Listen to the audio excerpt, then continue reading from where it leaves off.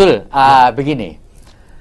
Tentu kita kepingin tahu warga, pembaca kita, penonton kita pengen tahu apa sih yang membuat Pak Zul itu kemudian tertarik masuk ke politik. Ini kan wali kota ini kan jabatan politik, Pak Zul. Iya, betul sekali. Dari swasta lalu kemudian tertarik masuk ke politik. Apa yang mendorong Pak Zul ini? Kalau saya mau istilahkan, ini saya udah pernah ungkap ya di beberapa kesempatan, tapi tidak apa-apa saya ungkap lagi ya. Saya ini tersesat di jalan yang benar, Pak. Iya. Karena saya dulu sebenarnya termasuk yang tidak tertarik di politik. Gitu ya, Pak ya. Tapi ada satu orang yang kemudian saya ajak diskusi dan menyadarkan saya. Dan kalimat itu rasanya mukul gitu, Pak, nampar ke saya. Disampaikan begini, Pak Zul merasa idealis, merasa punya sesuatu. Tetapi kalau kita semua berpikir bahwa politik itu kotor, politik itu menghalalkan segala cara, politik itu nggak baik dan sebagainya lah ya, pandangan-pandangan negatif tentang politik. Kalau semua orang baik, beliau katakan, kalau semua orang yang punya potensi, yang punya kemampuan berpikir seperti itu, kira-kira siapa yang ngurusi politik? Orang jahat, Pak. Saya nggak ngomong, Bapak yang ngomong.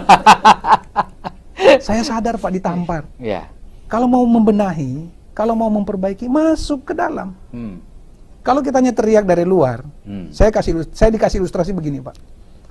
WC, kita udah tahu tuh kotor. Tapi apakah selesai dengan kita teriak dari luar? Enggak.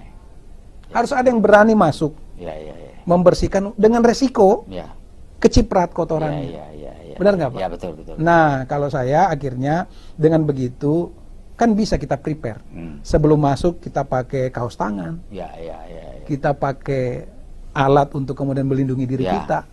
Untuk kemudian begitu masuk kita mencoba untuk membersihkan. Walaupun mungkin belum bisa bersih 100%, tapi minimal kita udah berbuat. Kita udah berkontribusi, dan makanya saya bilang tadi saya tersesat di jalan yang benar. Itu ya, bahwa bawa aja tadi itu tekad kita, niat baik kita, bahwa belum banyak yang bisa kita perbaiki, tidak apa-apa. Toh kan katanya yang dinilai bukan hasilnya, yang dinilai prosesnya. Bagaimana kesungguhan kita, bagaimana kita menunjukkan keseriusan kita.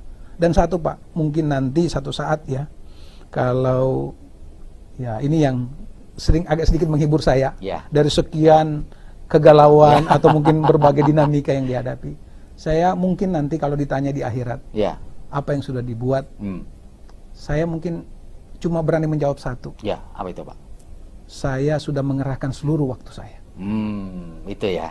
Bahwa mungkin hasilnya belum memuaskan, bahwa mungkin belum seperti ekspektasi, tapi saya paling tidak hanya berani jawab satu. Mencurahkan seluruh sudah waktu. Mencurahkan seluruh waktu. Untuk itu ya, Pak ya. Bahwa ini belum, saya akui. Tapi saya sudah minimal bisa jawab bahwa waktu saya sudah saya kerahkan seluruh. Terima kasih sudah nonton. Jangan lupa like, subscribe, dan share ya.